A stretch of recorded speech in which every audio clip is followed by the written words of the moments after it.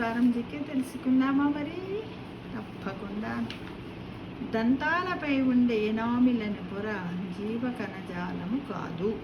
శరీరములో తమంతట తాము నయం చేసుకోలేని ఏకైక భాగము దంతాలు మాత్రమే.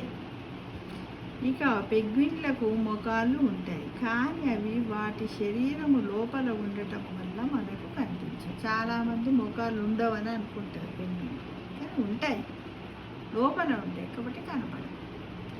మనుషుల్లో కన్నా బంగాళాదుంపల్లో ఎక్కువ క్రోమోజోములు ఉంటాయి. మనకందరికీ తెలుసు, 22, 23 జతల క్రోమోజోములు ఉంటాయి మనస్సులో కదా. ఆడవారిలో 22, మగవారిలో 23 జతల క్రోమోజోములు ఉంటాయనే విషయం తెలుసుగా మిత్రం.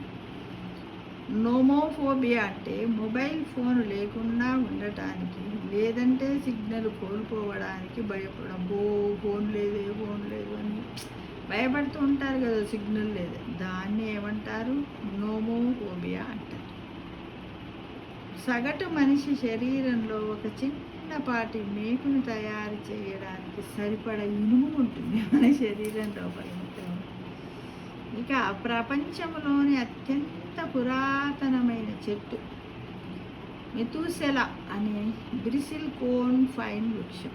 దీని వయస్సు 48,000 ఏళ్ళ కన్నా ఎక్కువ అని అంచనా వేస్తున్నారు మన పరిశోధకులు చెప్పారు. సగటు ఇంకా ఇస్తాంబుల్లో ఒక భాగం యూరప్లో, మరొక భాగం ఆసియాలో ఉంటుంది. ఒక భాగానికి గ్రీస్ అని బల్గేరియా సరిహద్దులుగా ఉంటాయి, మరొక భాగానికి సిరియా, ఇరాన్ సరిహద్దులుగా ఉంటాయి. ఈ రెండింటి మధ్య బోస్ఫరస్ జలసంధి ఉంటుంది.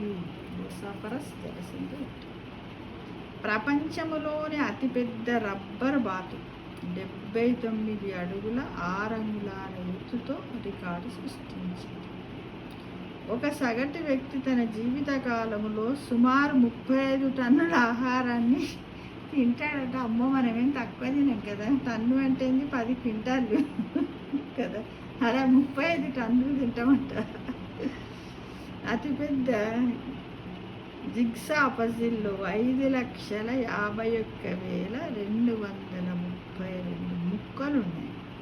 అది పూర్తయినప్పుడు 27 అడుగుల పొడవు, 6 అడుగుల వెడల్పు ఉండేది.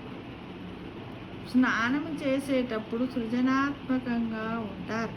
గోరువెచ్చని నీటితో స్నానం చేస్తున్నప్పుడు డోపమైన్ పెరిగి సృజనాత్మక ఆలోచనలు వస్తాయట.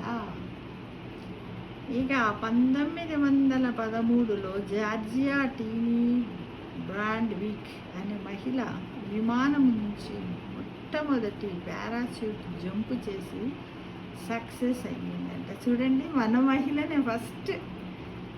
అప్పుడే 1913లోనే తను మహిళనే విమానం నుంచి పారాచూట్ జంప్ చేసి సక్సెస్ అయ్యి విజయాన్ని సాధించింది.